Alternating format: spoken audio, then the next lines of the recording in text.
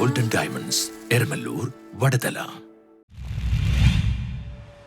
ശബരിമല വാജിവാഹന വിവാദം കവർച്ചാരോപണത്തിന്റെ പിന്നാലെ രാഷ്ട്രീയം ശക്തമാകുന്നു. 2017 കാലത്ത് ആന്ധ്രയിൽ നിന്നും വന്ന 3 പേർ കൊടിമരത്തിന്റെ താഴെ മെർക്കുറി ഒഴിച്ചതാണ് പ്രശ്നങ്ങൾക്ക് തുടക്കമായത്. അന്നത്തെ ദേവസ്വം മന്ത്രി കടകംപള്ളി സുരേന്ദ്രനായിരുന്നു. മെർക്കുറി ഒഴിച്ചു എന്നതിന്റെ അടിസ്ഥാനത്തിലാണ് ദേവപ്രശ്നം നടത്തി കൊടിമരം മാറ്റാൻ തീരുമാനമാകുന്നത്. തന്ത്രസമുച്ചയത്തിലെ വ്യവസ്ഥകൾ പ്രകാരം വാജിവാഹനം തന്ത്രിക്ക് അവകാശപ്പെട്ടതാണെന്ന് പറയുന്നു. അപ്പോൾ ദേവസ്വം ബോർഡ് ആ കാര്യങ്ങൾ മനസ്സിലാക്കിയാണ് തന്ത്രിക്ക് വാജിവാഹനം നൽകിയത്. ഈ സാഹചര്യത്തിൽ അദ്ദേഹത്തിന് ഇത് വീട്ടിൽ സൂക്ഷിക്കാവുന്നതാണ്. ബോർഡിന്റെ സമ്മതത്തോടെ തന്ത്രിക്ക് ലഭിച്ച വാജിവാഹനം അദ്ദേഹത്തിന്റെ ഇല്ലത്തുനിന്ന് പിടിച്ചെടുത്തത് ശരിയാണോ?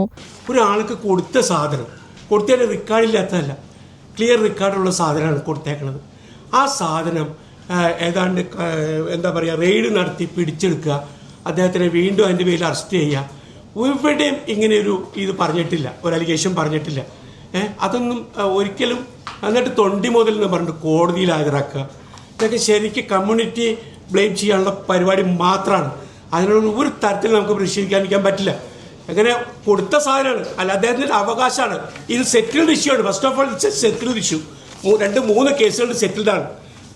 തിരുവനന്തപുരത്തുണ്ടായി, കൊടുങ്ങല്ലൂർ തന്ത്രി രാമവരം നമ്പൂരി വേഴ്സസ് CDB ഉണ്ടായി. അവിടെ അന്ന് ബാലകൃഷ്ണ പിഷാരടി എന്ന് പറഞ്ഞ സംസ്കൃത പണ്ഡിതനെ കൊണ്ടുവന്ന് തന്ത്ര സമുച്ചയത്തിലെ വേഷം ഞാൻ അതിൽ എഴുതിയിട്ടുണ്ട്. ഇത് എക്സ്ട്രാക്ട് ചെയ്ത് വായിച്ച് കോടതി കേട്ടതിന് ശേഷമാണ് ആ ജഡ്ജ്മെന്റ് പറഞ്ഞ തന്ത്രിയുടെ അവകാശമാണെന്നത്. ഇങ്ങനെയൊക്കെ ഇരിക്കെ എങ്ങനെ കയറിയിട്ട് SITക്ക് ചെയ്യാൻ പറ്റും? ചൈതന്യമുള്ള അത്തരം വസ്തുക്കൾ വീട്ടിൽ കൊണ്ടുവയ്ക്കാൻ പലരും ഭയക്കും. അത്തരക്കാർ അത് തിരിച്ചേൽപ്പിക്കുമായിരിക്കും. ഏൽപ്പിക്കണമെന്ന് നിയമമുണ്ടോ? ഏൽപ്പിച്ചില്ലെങ്കിൽ കുറ്റവാളിയാകുമോ? എങ്കിൽ എന്തിനാണ് കൊടുക്കുന്നത്? കോടതിയിൽ ഹാജരാക്കാൻ വാജിവാഹനം തൊണ്ടി മുതലാണോ? മോഷണം പോയെന്ന് ആരെങ്കിലും പരാതി കൊടുത്തിട്ടുണ്ടോ? സ്വർണം എന്നത് വെട്ടിച്ചെമ്പാക്കി കൊള്ളയ്ക്ക് കൂട്ടുനിന്ന എല്ലാവരെയും അണിയറയിൽ നിർത്തിയിട്ട് തന്ത്രിയിലും മേൽശാന്തിമാരിലും കുറ്റം ആരോപിക്കുന്ന രീതി സംശയാസ്പദമാണ്. ശബരിമല ക്ഷേത്രത്തിലെ കൊടിമരത്തിലുണ്ടായിരുന്ന വാജിവാഹനം ക്ഷേത്രതന്ത്രി കട്ടുകൊണ്ടുപോയതാണ് എന്ന രീതിയിൽ SIT കേസെടുക്കുകയും അത് കോടതിയിൽ സമർപ്പിക്കുകയും ചെയ്തു. തുടർന്ന് ക്ഷേത്രതന്ത്രിമാർ ഇത്തരം ബിംബങ്ങൾ കട്ടുകൊണ്ടുപോകുകയാണെന്ന വ്യാജ പ്രചരണം ക്ഷേത്ര വിരോധികളും ഭരണകൂടസിൽ ബന്ധികളും വ്യാപകമായി പ്രചരിപ്പിക്കുകയും ചെയ്യുന്നു. പക്ഷേ അതുകൊണ്ട് വിധി പ്രകാരം കൊടുത്ത അല്ലെങ്കിൽ ദക്ഷിണയായി സമർപ്പിച്ച വസ്തുക്കളൊക്കെ കട്ടുകൊണ്ടുപോയതാണെന്ന പ്രചരണം ദൂരവ്യാപകമായി മറ്റ് പല പ്രശ്നങ്ങളും ക്ഷേത്രങ്ങളുമായി ബന്ധപ്പെട്ടവർക്കും തന്ത്രിമാർക്കും ഉണ്ടാകും. ശബരിമലയിലെ സ്വർണ്ണക്കൊള്ളയിൽ മാത്രമല്ല, അവിടെ നടക്കുന്ന ശാസ്ത്രവിരുദ്ധമായ എല്ലാ പ്രവൃത്തികളും തടയാനുള്ള ധാർമ്മികമായ ഉത്തരവാദിത്തം ക്ഷേത്രതന്ത്രിക്ക് ഉണ്ടായിരിക്കെ സ്വന്തം സ്ഥാനം നിലനിർത്താൻ വേണ്ടിയോ അല്ലെങ്കിൽ സ്വാർത്ഥലാഭത്തിന് വേണ്ടിയോ മൗനാനുവാദം നൽകിയെങ്കിൽ തന്ത്രിയും ശിക്ഷാർഹനാണ്.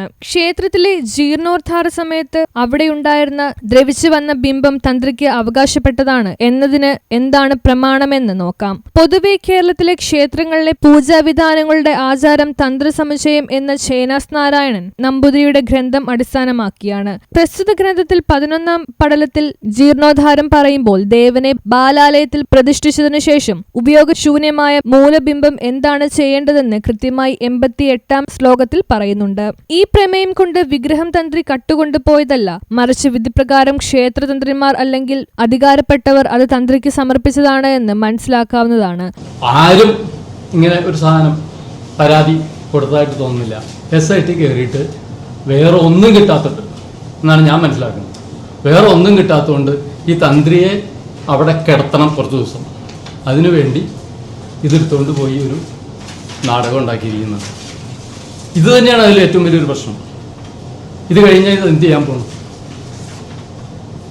ദേവസ്വം ബോർഡിന് എൻ്റെ ഓർമ്മയിൽ 78 മുതൽ പല ക്ഷേത്രങ്ങളിലും ദേവസ്വം ബോർഡ് ഇത് രണ്ടാമത് ഉപയോഗിക്കാമോ എന്ന് ചോദിച്ച രേഖകളുണ്ട്. അത് നിയമപ്രകാരവും ഓരോ ക്ഷേത്രത്തിലെ തന്ത്രശാസ്ത്രപ്രകാരവും ഈ വാഹനം നാളച്ഛേദം കഴിഞ്ഞ് ഉപയോഗശൂന്യമായി കഴിഞ്ഞാൽ പുനരുപയോഗിക്കാൻ പാടില്ല എന്ന് വളരെ രേഖയുണ്ട്. ദേവസ്വം ബോർഡിൻ്റെ രേഖകളിൽ തന്നെ ഉണ്ട്. അങ്ങനെ വീണ്ടും തിരിച്ചു കൊടുത്ത ചരിത്രം 78 മുതലുണ്ട് തിരുവിതാംകൂർ ദേവസ്വം ബോർഡിൻ്റെ. ഇനി കൊച്ചി ദേവസ്വം ബോർഡിലേക്ക് കടന്നാൽ, കൊച്ചി ദേവസ്വം ബോർഡിലാണ് ഇപ്പോൾ പറഞ്ഞത്.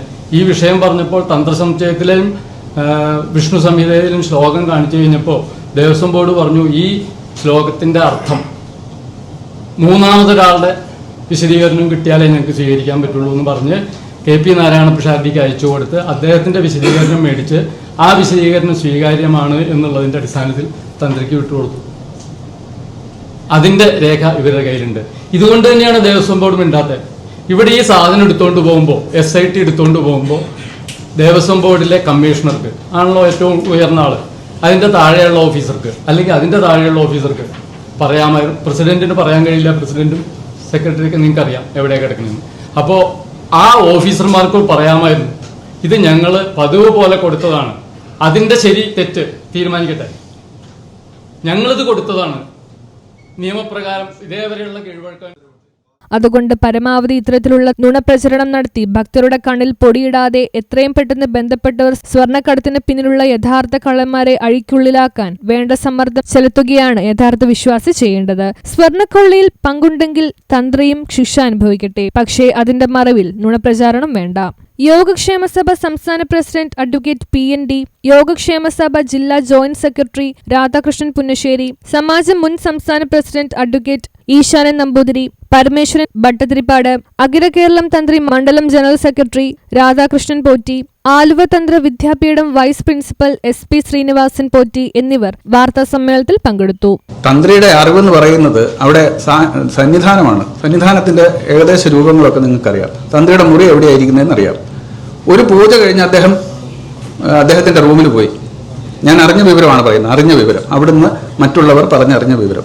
ഈ പോയി കഴിഞ്ഞാൽ സീസൺ കാലത്ത് ഈ പറഞ്ഞ മുറിയിൽ നിന്ന് ഈ ശ്രീകോവിലേക്ക് ഒന്ന് എത്തണം എന്നുണ്ടെങ്കിൽ പോലീസിന്റെ സഹായത്തോടെയും അവിടുത്തെ വാച്ചർമാരുടെ സഹായത്തോടെയും അദ്ദേഹത്തെ കൊണ്ടുവരുക, ഭക്തന്മാരെ അകറ്റി. അതുവരെ ഈ ശ്രീകോവിൽ കാണാൻ പോലും പറ്റാത്ത സ്റ്റേജിലാണ് അവിടെ ഇരിക്കുന്നത്. ആ സമയത്ത്, അടുത്ത ഉച്ചപൂജ സമയത്ത്, ഈ ഇടവേളയിൽ ഇത് അഴിച്ചിട്ടുണ്ട്. അരമണിക്കൂർ അവിടെ ഭക്തന്മാരെ മാറ്റി എന്നാണ് കേൾക്കുന്നത്. ഇതൊക്കെയാണ് നമ്മുടെ അറിവ്. News bureau, Kochi.